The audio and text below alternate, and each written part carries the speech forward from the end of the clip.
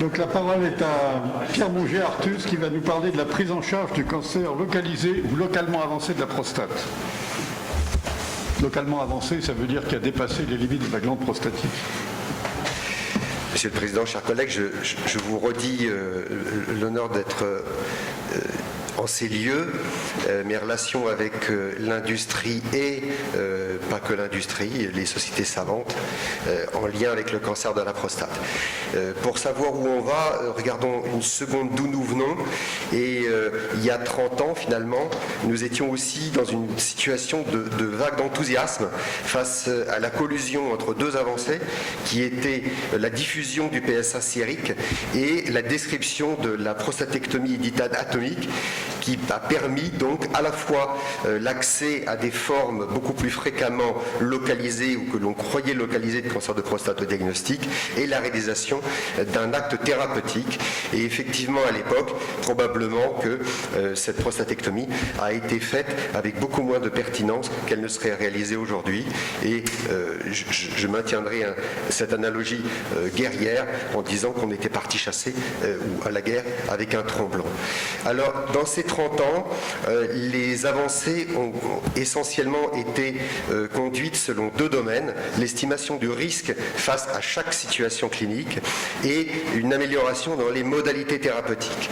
Et les deux moteurs qui ont amélioré chacun des domaines ont été des progrès technologiques, mais aussi des grandes avancées conceptuelles. L'estimation du risque s'est d'abord appuyée sur de grands progrès technologiques et François Rosé vient de nous montrer la place maintenant tout à fait cruciale de l'IRM multiparamétrique dans l'évaluation non seulement du patient préalablement au diagnostic, mais aussi une fois le diagnostic fait sur l'agressivité potentielle de la maladie. La possibilité de réaliser maintenant des biopsies ciblées sur les lésions d'intérêt, mais aussi le développement d'imagerie dans la recherche de localisation beaucoup plus à distance.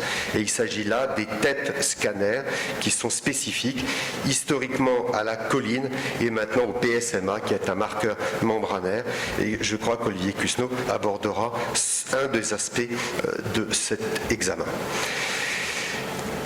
Sur ces améliorations technologiques, c'est construit une amélioration, un progrès conceptuel, puisque ont été identifiés très précocement différents facteurs pronostiques de la maladie, qui étaient le stade clinique, qui était la valeur absolue du PSA, et qui était aussi le grade histopronostique de Gleason. Et le premier à avoir combiné ces éléments pour essayer d'affiner le pronostic d'un patient que l'on avait en face de soi a été un neurologue américain, Partin, sous forme de table qui permettait, selon les entrées, de mieux appréhender la situation. Ultérieurement, chacun des critères pronostiques a été pondéré pour faire un nomogramme qui permettait là encore une appréciation peut-être plus fine de la situation de chaque individu, mais qui soulevait de grandes questions quant à la reproductibilité et à l'usage d'un nomogramme établi sur une population pour la prise de décision sur une autre population. C'est finalement un radiothérapeute de Boston, Anthony D'Amico, qui a établi le système de classification de risque le plus fiable, qui est encore usité, et finalement sa robustesse provient de sa simplicité, puisqu'il a décrit 3 situations en fonction, là encore, des mêmes critères extrêmement robustes, c'était très simple, de pronostic, des patients de bas risque, de risque intermédiaire et de risque élevé, auxquels maintenant on tend à associer les patients qui ont une maladie localement avancée, donc avec un dépassement de la capsule. L'appréciation du risque individuel est un travail incessant et effectivement, régulièrement, il y a un démembrement encore plus fin, essentiellement des groupes de risques intermédiaires et de risques élevés, mais il nous manque des facteurs non pas pronostiques, mais prédictifs d'une réponse à une thérapeutique. Donc finalement, sur ces progrès technologiques et conceptuels d'affinage du risque de chaque patient, on a pu finalement mieux identifier notre ennemi, et cela a nécessité bien sûr de changer notre armement. Et ça a été les grandes améliorations dans les thérapeutiques. Et à tout seigneur, tout honneur, la première de ces thérapeutiques, la prostatectomie totale, a là encore vu des avancées considérables, avancées nées en France, grâce à l'abord laparoscopique, puis aux interventions qui assistaient au robot, pour l'instant un seul bien sûr disponible, et nous sommes en France dans une situation où pratiquement 3 prostatectomies totales sur 4 sont réalisées au robot. Heureusement, des améliorations encore de cette stratégie technique sont en cours. Les progrès conceptuels sont passés très simplement par une meilleure compréhension de l'anatomie.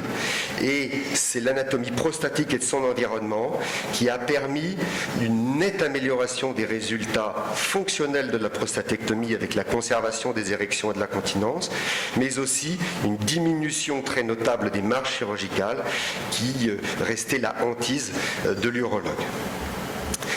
Ces améliorations anatomiques, de la connaissance anatomique, en l'occurrence du drainage lymphatique prostatique, ont permis finalement de façon assez récente une meilleure description du territoire qui doit faire l'objet du curage ganglionnaire afin d'améliorer le stade et donc la description de chaque patient, la vertu thérapeutique de ce curage restant particulièrement débattue et surtout incertaine. Les projets, l'amélioration conceptuelle probablement très importante de la prostatectomie a été de l'intégrer dans une approche multimodale concernant les patients à haut risque, avec certes l'abandon des traitements néoadjuvants, mais surtout, et cela est récent, une meilleure codification de l'attitude de rattrapage curatif par radio-hormonothérapie chez les patients récidivants, avec une amélioration des résultats oncologiques cette fois. Cette approche multimodale a concerné aussi l'évaluation des traitements et en particulier la combinaison de facteurs carcinologiques et fonctionnels avec la recherche de l'absence de marge, d'une continence récupérée et d'érection récupérée avec ce fameux effet trifecta.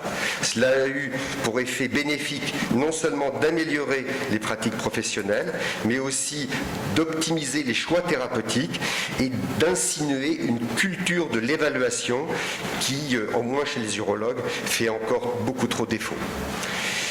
Et enfin, comme dernière amélioration, je dois citer les parcours de réhabilitation améliorés après chirurgie, qui sont une amélioration majeure. Ce parcours de la prostatectomie est en train de faire l'objet de recommandations de la part de l'Association française d'urologie, et la réhabilitation est certes focalisée sur la récupération fonctionnelle de la continence, des érections et de la sexualité, mais aussi en amont dans une meilleure éducation des patients et une information de ceux-ci. Et ce parcours a amélioré les résultats fonctionnels, mais aussi la satisfaction des patients. Si la prostatectomie a connu de grands bouleversements, la radiothérapie a aussi connu des changements tout à fait cruciaux, et on est passé d'une radiothérapie biplan à une radiothérapie conformationnelle, puis avec l'apport de collimateurs à l'intensité modulée de la radiothérapie, et les doses délivrées ont nécessité alors la prise en compte de la mobilité de la prostate au cours de l'irradiation, nécessitant à ce moment-là un guidage par l'image, soit par des fiduciaires intraprostatiques, soit par de l'imagerie embarquée. Toutes ces améliorations ont permis de fixer un seuil minimal de 76 grès délivré à la prostate pour améliorer les résultats oncologiques et en parallèle améliorer les résultats fonctionnels de l'irradiation. Mais la radiothérapie n'est pas restée qu'externe, elle est devenue aussi interstitielle, avec l'apparition de la curithérapie par implant définitif de grains, ouvrant ainsi encore plus l'éventail des options thérapeutiques pour les patients de risque faible à intermédiaire. Le progrès conceptuel le plus important concernant la radiothérapie a très certainement été sa compte de la suppression androgénique sur les lésions du rayonnement. Et ainsi, et là encore grâce à un travail conduit par un Français, une amélioration très significative des résultats oncologiques pour les groupes à haut risque et les groupes localement avancés. Cette combinaison de la radiothérapie externe avec l'hormonothérapie vient maintenant à une combinaison de la radiothérapie externe avec la curithérapie pour augmenter la dose d'irradiation locale et la combinaison des deux. Mais c'est un peu à l'image de l'amélioration du parcours des patients par prostatectomie qu'il faut lire l'avancée très récente et la validation d'une irradiation hypofractionnée pour le cancer de la prostate. Il s'agit d'études de non-infériorité, mais avec une diminution du nombre de séances d'irradiation. Il y a une très nette amélioration du parcours de soins pour les patients, particulièrement les plus âgés d'entre eux. Un neurologue, bien sûr, nord-américain a écrit un éditorial au Vitriol il y a quelques années en expliquant que la récidive après irradiation du cancer de prostate était le 3e cancer urologique. Et effectivement, une amélioration très significative de la prise en charge des patients a été le rattrapage des échecs de la radiothérapie externe, certes par la prostatectomie, mais aussi par le développement de traitements que l'on peut appeler de projetés intraprostatiques. Le plus connu d'entre eux est la cryothérapie, et particulièrement en France, l'utilisation des ultrasons focalisés de haute intensité. Là encore, non seulement améliorant les résultats oncologiques après irradiation, mais aussi ouvrant par le développement de ces nouvelles stratégies vers un traitement focal. Ce traitement focal, lui, son concept est né de l'identification de la lésion dite index, c'est-à-dire qu'il s'agirait au sein de la prostate de l'existence d'une lésion qui porterait le pronostic de la maladie, quand bien même le cancer de la prostate resterait multifocal dans la glande. Cette lésion index, permettant par sa destruction le traitement de la maladie et la correction du pronostic du patient. Ce concept est devenu réalité grâce là encore à des progrès technologiques et avant tout à l'utilisation de l'IRM multiparamétrique et des biopsies ciblées qui ont permis non seulement l'identification de ces lésions index, mais encore leur caractérisation. L'autre développement, comme je vous l'ai dit, est celui des différentes stratégies de destruction tissulaire qui permettent la destruction d'une partie plus ou moins grande ou d'un volume plus ou moins grand dans la prostate avec les ultrasons focalisés, la cryothérapie, la photothérapie, le laser, la curithérapie et de façon très prometteuse l'électroporation définitive. Le traitement focal est évidemment une approche thérapeutique qui convainc tous les urologues et pourtant je voudrais apporter un bémol puisque si son intérêt est tout à fait intuitif et sa conduite relativement aisée, la sélection des patients éligibles pour un traitement focal est loin d'être simple. La surveillance de ces patients une fois traités reste encore très délicate et les résultats tant carcinologiques que fonctionnels ne sont pas du tout clairement établis. Il s'agit donc à l'évidence d'un traitement en devenir sur lequel nous nous engageons et nous parions, mais finalement peut-être que son meilleur positionnement serait de ramener vers la surveillance active les patients de pronostic intermédiaire, ce qui finalement nous ouvre à ce concept aussi révolutionnaire de surveillance active. Cette surveillance active est née de la meilleure connaissance de l'histoire naturelle de la maladie, tant sur de grandes cohortes de patients surveillés et donc observés, comme disent les Américains, donc traités de façon exclusivement palliative, chez lesquels on a identifié des cancers de très faible évolutivité, mais aussi l'analyse de cohortes de patients traités de façon curative et dont le profil tumoral n'apportait pas de bénéfices thérapeutiques en survie. Ce groupe de patients peu évolutif a permis à ce moment-là d'envisager un traitement qui serait un traitement reporté dans le temps. Il s'agit toujours d'une option curative, mais reporté dans le temps, à l'identification éventuelle d'une progression de ce cancer à risque très faible. Ce concept a pu être mis en musique, là encore, par des progrès technologiques. C'est l'IRM, une fois encore, l'IRM multiparamétrique et les biopsies ciblées, qui ont permis à la fois l'identification de ces cancers à faible risque évolutif, mais aussi, comme le suggérait Jacques Hubert, leur surveillance dans le temps. Et ainsi, on a pu, et je trouve que c'est une grande spécificité en urologie, rompre l'engrenage infernal que nous connaissions du diagnostic conduisant inéluctablement au traitement d'emblée de chaque patient. Et cette stratégie de surveillance active préserve à la fois la survie spécifique des patients et leur qualité de vie sur le moyen terme. Pour filer la métaphore guerrière, j'ai essayé de vous montrer donc que sur ces 30 ans, on est allé de progrès très importants dans l'identification de notre ennemi, mais aussi dans la puissance et la précision du tir que nous pouvions utiliser. Et cela peut être illustré par ce tableau qui, là encore, rompt l'embargo rompu initialement par François Rosé sur les prochaines recommandations. Et vous voyez les recommandations de thérapeutique curative en fonction du risque des cancers de prostate.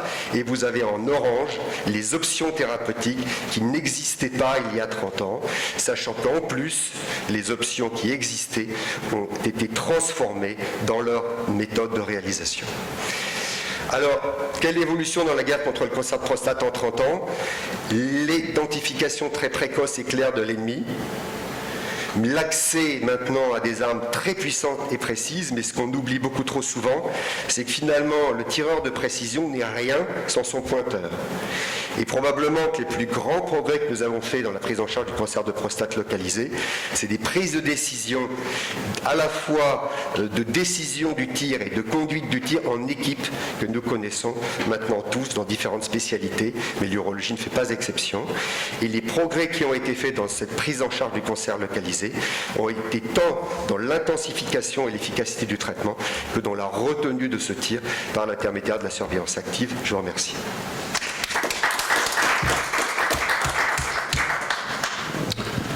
Oui.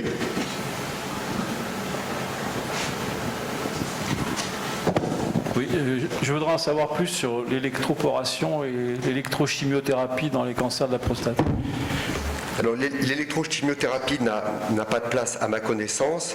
L'électroporation, je crois qu'Olivier Cusneau est tout aussi persuadé que moi qu'elle a une grande place. La spécificité de l'électroporation, c'est sa naissance dans le laboratoire consistant à l'application d'un courant électrique qui ouvrait les membranes cellulaire et permettait le passage transitoire de quoi que ce soit. L'électroporation, cette fois définitive par augmentation de l'intensité du courant, conduit à une ouverture définitive des membranes tissulaires et donc à la destruction cellulaire. La grande particularité de ce traitement est que ce n'est pas un traitement thermique et donc qu'il est non seulement très efficace mais qu'il a une diffusion extrêmement limitée, ce qui permet d'avoir là encore un ciblage très très électif de la lésion que l'on veut traiter. Pour l'instant, l'électroporation est essentiellement développée dans des protocoles de traitement focal du cancer de prostate. Merci. Parfait. Merci. On conçoit bien que l'utilisation du robot permet une chirurgie plus précise. Est-ce qu'il a été démontré que pour après prostatectomie radicale, l'utilisation du robot à patient comparable diminue le risque de récidive ou en fait c'est juste un aspect technique? Je ferai une réponse très prudente. Ce n'est pas qu'un aspect technique, mais ce qui a été observé, c'est que comme toute diffusion de nouvelles technologies, on a rapporté des marges positives beaucoup plus fréquentes à stade égal lors des courbes d'apprentissage d'utilisation du robot. Donc il y a effectivement ce facteur dangerosité d'une nouvelle technologie qui offre des capacités de dissection qui n'étaient pas connues. Et donc on se laisse emporter. Maintenant, à définition de stratégie chirurgicale égale, le robot ne fait pas moins bien en termes carcinologiques que la chirurgie classique. Il n'y a pas d'amélioration qui a été prouvée en termes carcinologiques, mais il n'y a pas de perte d'efficacité. On peut penser qu'après la learning curve, on peut peut-être attendre des progrès, parce que c'est quand même... on est en droit de les attendre. Pour l'instant, il n'y a pas de niveau de preuve extrêmement solide, même si nous sommes dans la pièce tous convaincus de l'intérêt du robot. À ma connaissance, il y a eu un seul essai randomisé qui a été réalisé en Australie entre la chirurgie ouverte et la chirurgie robot assistée qui ne montrait aucune différence dans aucun des aspects des résultats. Mais là, c'est- Vous voyez quelque chose ? Oui, non, Olivier, C'est une question, Jean-Luc Bouillon, une question un peu polémique. À vous écouter, et c'était l'impression que j'avais, il y a eu un peu de surtraitement, de surprostatectomie. Peut-être à cause ou grâce au robot, je ne sais pas. Il n'y a jamais eu des plaintes de patients disant vous m'avez trop traité, vous m'avez enlevé la prostate pour rien, ou peut-être qu'il n'aurait pas fallu. C'est-à-dire que compte tenu du nombre important de prostatectomies qui ont été faites, peut-être un peu exagérées, il n'y a pas eu un contre-coup judiciaire, médico-légal derrière. Il a pu y en avoir, mais de façon anecdotique. Je crois que les plaintes, en tout cas en robotique, ont été des plaintes essentiellement pour préjudice fonctionnel, mais pas pour utilisation erronée de la stratégie. Donc effectivement, cet aspect de surtraitement est un aspect vraiment très important qui a beaucoup pénalisé les urologues, mais je crois qu'il faut regarder l'histoire telle qu'elle a été faite et ne pas la réécrire. Et nous sortions tous de ce qui avait été décrit initialement, de cancers qui étaient localement avancés, très difficiles à guérir. Et puis on est arrivé à identifier des formes potentiellement que l'on pouvait guérir, et on n'a pas su distinguer initialement entre ces formes réellement agressives et les formes peu agressives. Ce n'est vraiment que l'histoire et l'évaluation que nous avons menée qui nous a permis de faire ce distinguo. Donc l'accusation de surtraitement est une accusation qui est quand même assez difficile à accepter. Pierre, globalement, stade pour stade, la radiothérapie externe et la chirurgie font jeu égal. Oui. Bon. Comment est-ce qu'on guide le choix du patient vers l'une ou l'autre technique ? Alors là, Parce que c'est un problème clé, ça. c'est un problème absolument essentiel qui ouvre sur toute la question du choix dans un contexte qui est un contexte finalement à la fois d'incertitude et de danger.